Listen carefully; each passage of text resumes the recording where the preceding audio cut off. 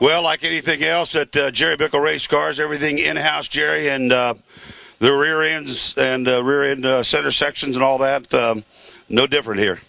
No, we fabricate all these. Every piece is water jet or laser cut, and it's all 4130. And we build every piece of it in-house. You know, I'm taking a look at it here, and I'm looking on the floor, and there's 5, 6, 7, 8, 9, 10, 11, whatever, and in talking to my man, I'm not sure, I don't remember what his name was over there. Your rear end guy. James. Yeah. You're talking to James, he's like, you can't get them done fast enough. This thing, like you said, is a race car factory. No, Matt works on them full time. He builds the housings, and when you have 7 or 8 race cars under construction at all times, you need to have this many housings ahead. Yeah, no doubt about it. Take a look at that thing, Jimmy. Come up close and just look at the true craftsmanship in this thing. I mean, and they are built strong. That thing is a piece of work right there. Double doublers, 3/8 face plates, 1/4-inch back braces, slip fit spindle, floater spindle tubes go all the way into the inner bulkheads. I mean, all this stuff is stuff we've developed.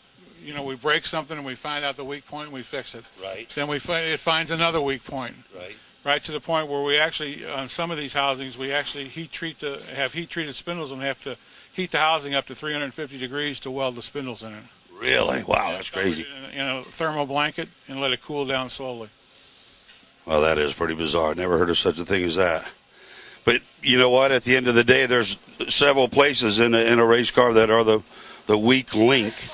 Standing here looking at this, I would never think there would be a weak link with it, but the power we're making these days is, like we talked about, 940-some inches anymore.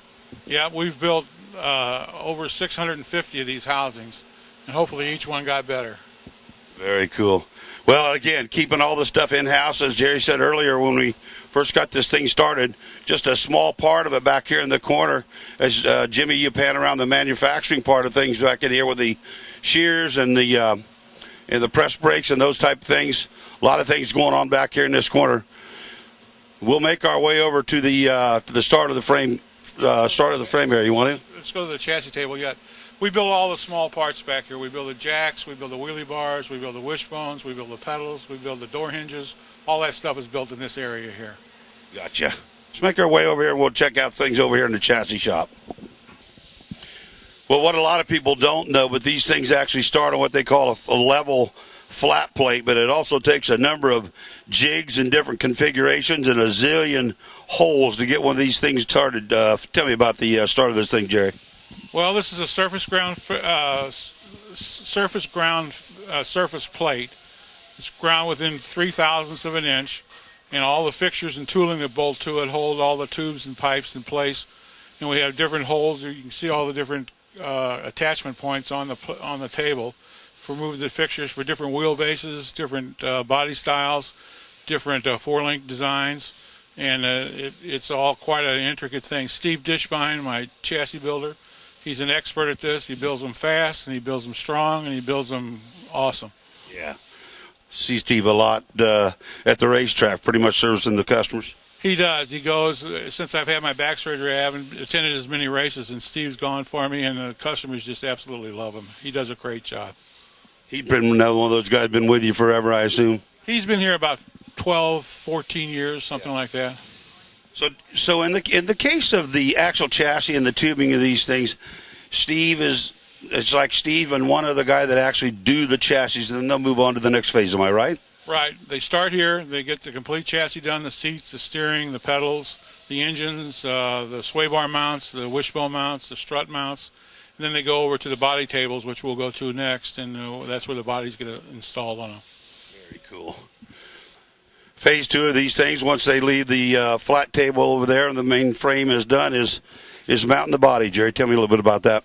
Well, we also use a surface plate for this one as well. It's just a larger surface plate so we can measure all the body heights. And they get the main bodies, the doors. Basically, the car gets finished here. The front ends get mounted, the windows get put in them. Everything gets completely done, and then from here it goes to phase 3, which would be the body shop. So before you do the body shop thing, is it a situation where you powder coat the chassis first, take the body back off once it's been mounted, or how does that work out? No, this kind of sounds backwards, but we do all the body work and exterior paint, sand and buff the cars, and then we take all the parts off, and the roof and quarters are attached to the car. They don't come off. We mask off the roof and quarters. We scuff, seam seal the whole chassis and panels, and we paint the chassis last. You peel the tape off or the masking off the roof and quarters, and you got a fresh, shiny, clean race car. No sanding stuff all over your chassis, and it's ready to assemble.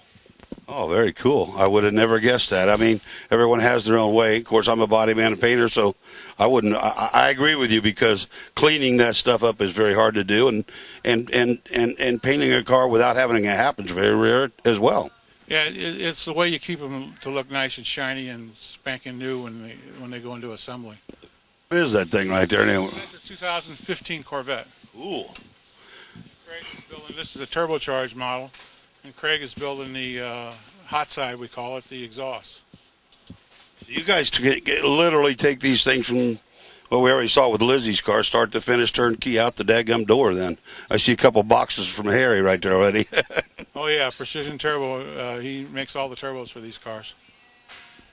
Can you tell us, give us any idea on whose car this might be? Or? Yeah, this is Troy Coughlin's new car for next year. Oh, really? It'll be the brand new Jegs car then. Yep, sure will. Wow, that is really cool. Now, with the new front ends on these things, do you also see an advantage there? I mean, the new body style for these things is pretty much a wedge as well, isn't it? Well, this car was also developed in a virtual wind tunnel like the Dodge Dart was. Yeah. And I expect this car to be aerodynamically, especially on the quarter mile, it really shows some improvements. Very cool. 2015 Corvettes, 69 Camaros. Oh, by the way, World Championship Bubba Stanton's car sitting in here. Probably just some minor updates or something, it looks like. Well, she had a few nicks and bruises, and he wanted to look brand new again, so that's what we did. Oh, he brought in, touched it up, and I got you. That is the World Championship PDRA Pro Extreme 69 Yenko Super Coupe. That thing always has been beauty, and that thing's always run well. Yeah, he did a great job this year. I was really proud of him. He's a great customer and a great competitor. Yeah, him and Roger Henson, of course, and the Scruggs family have teamed up together, and collectively it's really, really cool for me on the far end, me and Jimmy, because generally, for whatever reason, it always seems like Jason runs ahead of Bubba, and he's got this old thing, Jason might run a 58 or a 57. I'm like, oh, that's a great run. He goes, but he always says, yeah, but Bubba's back there. Yeah, they're those guys that have a friendly rivalry. One of them tries to outdo the other one all the time. And it seems like it's one of those two guys is number one or two most of the time. Absolutely. Yeah, well, I go back and forth with him about the old Bubba's back there routine. But it is very true. There are pretty much, 1 and 2 with a good bit of consistency. Yeah, they do a good job. And Roger, he's a great guy to work with as well. Yeah, he's a wonderful guy. Yeah, great guy for us. We work for him too. So, well, stage 3, body mounting going on with this one. Yeah, this car is upside down on our turnstiles, and we finish up everything we can't get to on the surface plate. And it's just within probably 4 or 5 hours of being ready to go into the paint shop. This car, if you don't mind me asking, is one of the brand new NAS racing machines. Yeah, Bader Ali is the kind of the head guy over there, and he's this is for them. I don't know if he's going to drive it or the other fellow. Yeah, Mustafa or him, either one. Have you had any time to spend with Bader before? A little bit, especially when they came here to be fitted up for him. He's a cool guy. He's a riot. They're both great, wonderful people. Yeah, he called me on a Sunday when we started this whole project a couple years ago. I was pulling into my garage, and I sat in my driveway and talked to him for an hour. Yeah.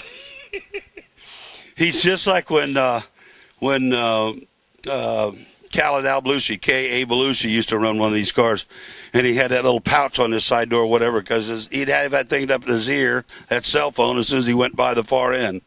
Yeah, those guys, we really need to get them in their helmets so they can talk while they're going down the racetrack. Let's let them walk around this thing. I know Jimmy's made his way around it. So this thing is actually glued, or is it fiberglass resin, or what is it? How do you stick the thing to the frame? Actually, both. We have body mounts that we glue with a 2-part epoxy to the carbon fiber, and then we go over that with a carbon mat, that pad. So there ain't no riveting anymore.